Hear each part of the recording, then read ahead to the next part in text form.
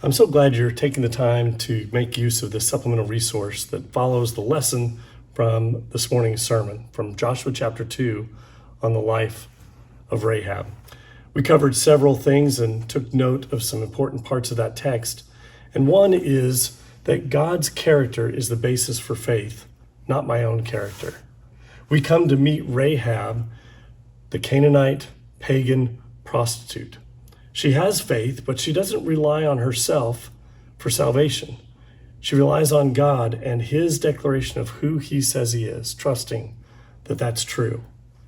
We also learned that God uses whoever he wants. We know that, but it's so easy to forget. It's easy to get bogged down in how we see ourselves, maybe how other people see us, but not in how God sees us. And yet, when we consider that it's God's character that is the basis for faith, and he chooses who he wants, Rahab's character is still evident.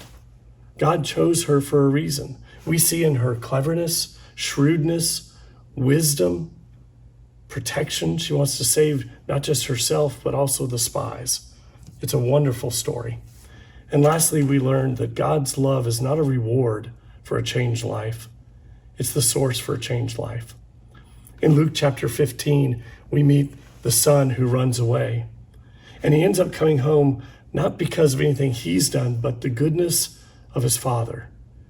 And he hopes for not very much, just to be hired as a hired hand, but he gets so much more because of God's loving kindness toward him, and it changes his heart. There's a lot to go through and think about with those topics, and there's some questions to look at, but I also want us to think right now about the decisions that Rahab made. This was a pivotal moment with some big decisions. How did she make those decisions? There's a little book called Better Decisions and Fewer Regrets by Andy Stanley, and we just finished a series in the college group on this, and I wished I'd had these at my disposal when I was in college. In fact, I'm still thinking about how to live my life and filter decisions through these questions.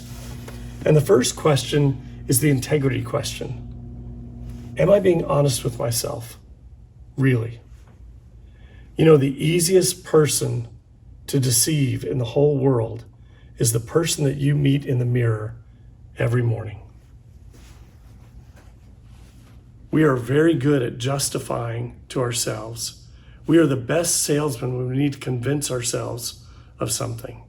So ask yourself, am I being honest with myself? Really? And next is the conscience question. Is there a tension that needs my attention? There are times when we're faced with options and opportunities and we're just unsure. We're uncomfortable. We're disquieted in our spirit. Get to the bottom of that. It's important to know why that's the case. Next is the legacy question. What story do I want to tell with my life? You know, every decision you make becomes a permanent part of your life story. And it's not just your story that's going to be told from your perspective, but the story that's going to be told about you. What story do you want to tell? Next is the maturity question. What is the wise thing to do?